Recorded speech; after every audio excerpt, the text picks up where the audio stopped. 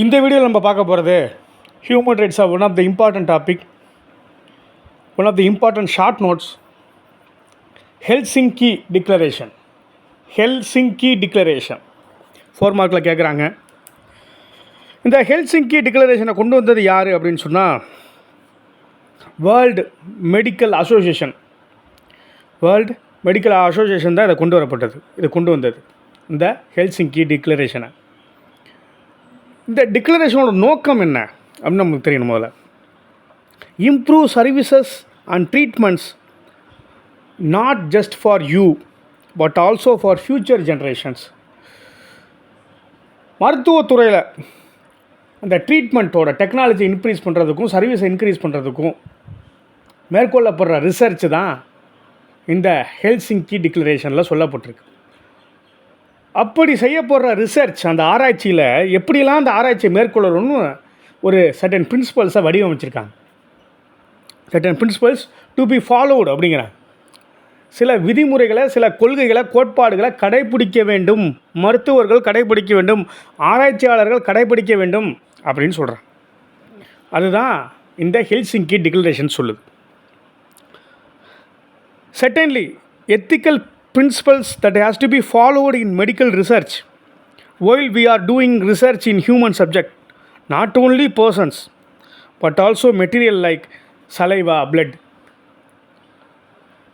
சரியான ஒரு ethical பிரின்சிபல்ஸாக follow பண்ணணும் while doing research on human subject. மனுஷனுக்கிட்ட ஒரு ரிசர்ச் பண்ண போகிறோம் மனுஷனை வச்சு அப்படின்னா, மருத்துவர்கள் அந்த ரிசர்ச்சை மேற்கொள்கிறாங்கல்ல, மருத்துவர்கள் ப்ரொஃபஷ்னல்ஸ், அவங்க சில கைட்லைன்ஸை கரெக்டாக ஃபாலோ பண்ணணும். இங்கே ஹியூமன் சப்ஜெக்ட் அப்படிங்கிறது நாட் ஓன்லி பர்சன்ஸ், மனுஷனை மட்டும் சொல்லலை, அவன்கிட்ட எடுக்கப்படுறதா டேட்டா, பிளட், சலைவா. இப்போ எச்சி வச்சு ஒரு ரிசர்ச் பண்ண போகிறான், பிளட் எடுத்து ஒரு ரிசர்ச் பண்ண போகிறான் அப்படின்னு சொன்னால், there are certain principles to be followed அப்படிங்கிறது இந்த டிக்ளரேஷன். இதோட ஜென்ரல் பிரின்சிபல் என்ன அப்படின்னு பார்த்தோம்னா, நம்ம ரிசர்ச் பண்ணுறோம், எதுக்கு பண்ணுறோம்? To acquire some knowledge. நமக்கும் ஃப்யூச்சர் ஜென்ரேஷனுக்கும் யூஸ் ஆகணுங்கிறதுக்காக இந்த ரிசர்ச்சை மேற்கொள்கிறோம். அப்படி ரிசர்ச்சை மேற்கொள்ளும் போது அந்த பேஷண்ட்டு எப்படி ட்ரீட் பண்ணணும்? அந்த பேஷண்ட்டை சேஃப்கார்டு பண்ணணும். பேஷண்ட்டோட டிக்னிட்டி கரெக்டாக இருக்கான்னு மெயின்டைன் பண்ணணும். ரைட்ஸை கரெக்டாக வயலேட் பண்ணாமல் இருக்கணும். ரைட்ஸ் ஆஃப் பேஷண்ட் வயலேட் பண்ணக்கூடாது. Respect the human subject, respect பண்ணணும் அந்த ஹியூமனை. ஹெல்த் ஆஃப் த பேஷண்ட்டை பார்த்துக்கணும் இப்படின்லாம் சொல்கிறாங்க. நேஷ்னல் நார்ம்ஸையும் இன்டர்நேஷ்னல் நார்ம்ஸையும் பொறுத்து இதை நம்ம செய்யணும் அப்படின்னு சொல்கிறாங்க. சர்டன் இன்டர்நேஷ்னல் நார்ம்ஸ்லாம் இருக்குது, அதை வயலேட் பண்ணுற மாதிரி இருக்கக்கூடாது. பேஷண்ட்டோட சேஃப்கார்டு முதல்ல முக்கியம். அவனோட ரைட்ஸ் பாதிக்கப்படக்கூடாது, அவனோட டிக்னிட்டி பாதிக்கப்படக்கூடாது, ஓகேவா, அவனோட ப்ரைவசி பாதிக்கப்படக்கூடாது அப்படின்னு சொல்கிறாங்க. இந்த ரிசர்ச் எதுக்கு மேற்கொள்கிறாங்க? ஏற்கனவே நான் சொல்லிட்டேன், நமக்கும் ஃப்யூச்சர் ஜென்ரேஷனுக்கும் அந்த டெக்னாலஜி டெவலப்மெண்ட். இப்போ கொரோனா வந்துச்சு, there are lot of research in corona. அதுக்கு இன்னும் தீர்வே கிடைக்கல, இன்னும் முடிவு வரல, பட் ரிசர்ச் செஞ்சுக்கிட்டே இருக்காங்க, ஓகேவா. And then no harms made to the human subject. எந்த ஹார்மும் ஏற்படக்கூடாது. ஒரு மனித உடலில் ஒரு ரிசர்ச்சை செய்கிறாங்க அப்படின்னு சொன்னால் அதுக்கு ஹார்ம் ஏற்படக்கூடாது. அப்படி ஹார்ம் ஏற்பட்டதுன்னு சொன்னால், அப்படி ரிஸ்க் இருக்குதுன்னு சொன்னால் compensation to be paid. Compensation கண்டிப்பாக கொடுக்கணும். தெர் ஆர் சம் ரிஸ்க் இருக்க வாய்ப்பு இருக்குது அப்படின்னு சொன்னால் காம்பன்சேஷன் கண்டிப்பாக கொடுக்கணும். அப்படி ஸ்டடி பண்ணுறீங்கன்னா, ஹியூமன் சப்ஜெக்டை ஸ்டடி பண்ணும்போது அது குவாலிஃபைடு பர்சனால் மட்டும்தான் பண்ணணும். ஒரு ப்ரொஃபஷனல் டாக்டர், குவாலிஃபைடு டாக்டர், அவங்க தான் அந்த ரிசர்ச்சை மேற்கொள்ளணும். சரி, இப்படி ரிசர்ச் டன் பை ஸ்டூடெண்ட்ஸ். ஒரு மெடிக்கல் ஸ்டூடெண்ட் இருக்கான், அவன் ரிசர்ச் பண்ணலாம். அப்படி ரிசர்ச் பண்ணும்போது யார் சூப்பர்வைசிங்கில் இருக்கணும்னு சொன்னால், அந்த குவாலிஃபைடு டாக்டர் சூப்பர்வைசிங்கில் இருக்கணும். வேறு ஒரு கைடு இருக்கணும். அவங்க முன்னிலையில் தான் அந்த ஸ்டூடெண்ட் இதை செய்யணும் அப்படின்னு சொல்லி நாம்ஸை கொடுக்குறாங்க, ஓகேவா. It does not harm to the environment. இப்படி மேற்கொள்ளப்படுற அந்த ரிசர்ச், அந்த ஆராய்ச்சி சுற்றுச்சூழலை பாதிக்கிற வகையில் இருக்கக்கூடாது அப்படின்னு சொல்கிறாங்க. And then risk is higher means we have to stop the study. இப்போ ரிஸ்க் ரொம்ப பெருசுங்க. இந்த ஆராய்ச்சியை மேற்கொண்டால் ரிஸ்க்கு பெருசு. இதனால் பல பேர் இறக்கலாம் அப்படிங்கிற சூழ்நிலை வந்தால் ரிஸ்க் அதிகமாக இருக்குன்னு தெரிஞ்சால் we have to stop the study. கண்டிப்பாக அந்த ஸ்டடியை நிப்பாட்டிடணும், அந்த ஆராய்ச்சியை நிப்பாட்டணும். It should be minimum and it is monitored. அப்படி நீங்கள் ஸ்டடி எடுங்க, மேற்கொள்ளுங்க, ஸ்டடி பண்ணுங்கள், ரிசர்ச் பண்ணுங்கள். ஆனால் அந்த ரிஸ்க்குங்கிறது மினிமமாக இருக்கணும். It should be monitored by qualified personnel அப்படிங்கிறது தான் முக்கியம். Right. And then if it is done in vulnerable group, if it is done in vulnerable group means அப்போ என்ன பண்ணணும் அப்படின்னா production must be higher. Prior production கண்டிப்பாக வேணும். அதனால் வல்னரபிள் குரூப் அப்படின்னா என்ன, ரிஸ்க் அதிகமாக இருக்கிற குரூப் அப்படின்னு அர்த்தம்.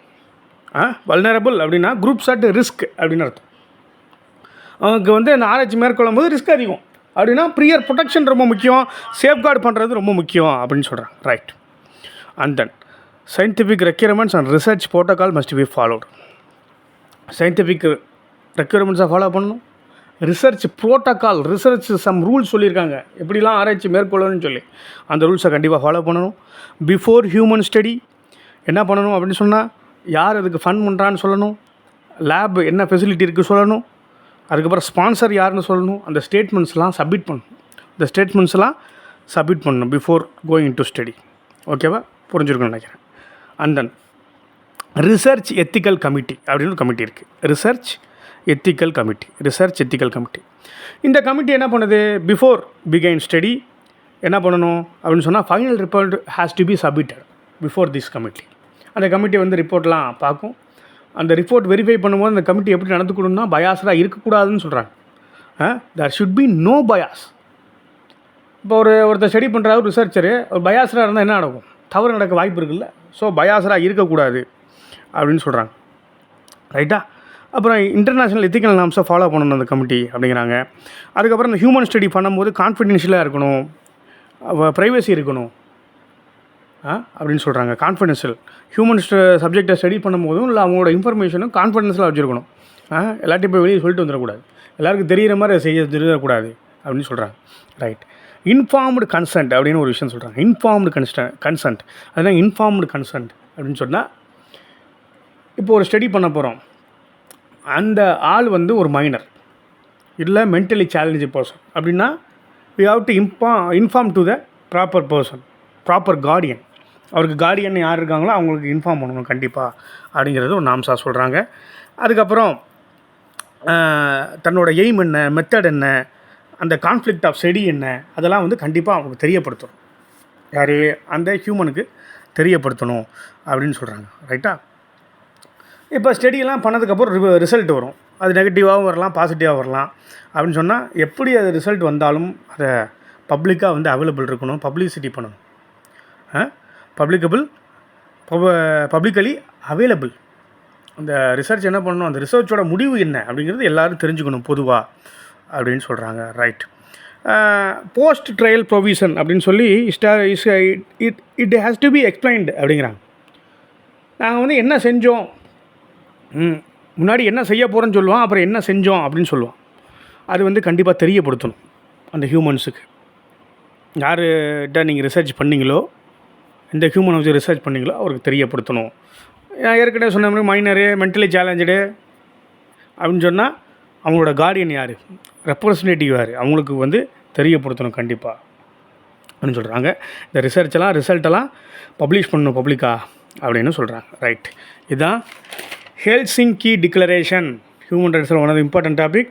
உங்களுக்கு ஈஸியாக புரிஞ்சிருக்குன்னு நினைக்கிறேன். ரொம்ப சிம்பிளாக தான் சொல்லியிருக்கேன். ரைட். ஸ்டடியில் ஃபாலோ பண்ணுங்கள், சப்ஸ்கிரைப் பண்ணுங்கள்.